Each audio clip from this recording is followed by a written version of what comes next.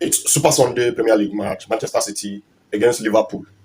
You see, this particular game is going to be a very crucial and tight encounter between these two clubs.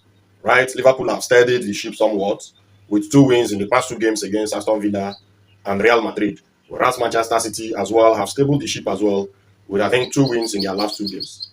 Because Liverpool lost 6 games in 7, but after that they have started picking up. Manchester City, I think their last loss was against Aston Villa in the Premier League, and after that I think they have won all their other matches. Both teams are in great form, sitting second and third in the Premier League table as it stands, separated by 1 point. Manchester City with 20 goals scored, I think 8 conceded, and Liverpool has scored 18 goals with about 13 or 17 goals conceded thereabout.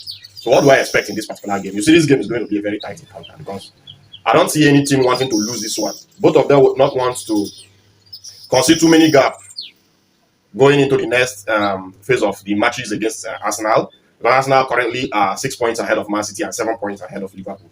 And Liverpool, on the other hand, would also not want to concede defeat to Manchester City and have Manchester City extend the points over them and also go further adrift to Arsenal in the Premier League table. So I'm more likely seeing this game going to end up in a draw.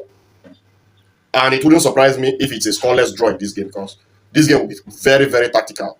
Something has changed with Pep Guardiola this season because if you're watching his games before, Pep Guardiola teams will always want to possess the ball, outplay opponents, even if they lose. But now Manchester City and Pep Guardiola has realized that this team may not be as good as the teams he used to have before to possess games. So sometimes now he tends to concede possession and play on the counter attack. And in Erling Haaland, they have a striker bang on form, red hot form, one goal, one chance, one goal in every game, and they are heavily reliant on whatever Haaland does. And I think Liverpool defense will have to be on their toes in this particular game because you don't want Erling Haaland running at your defenders or running into the spaces and getting counter attacks against defenders. Once he goes past you, that's it.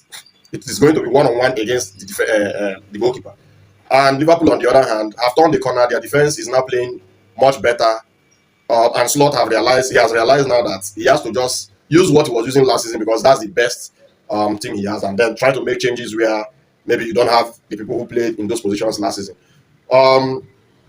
Liverpool can score goals. Manchester City can score goals. Both midfields have talents that can carve out chances from nothing.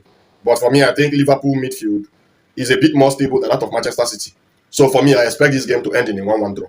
That is my prediction for this game, a 1-1 draw. Let me know what you think in the comment section about this particular game and what you feel going forward. Because in the past few matches against these two teams, it's always been here or there.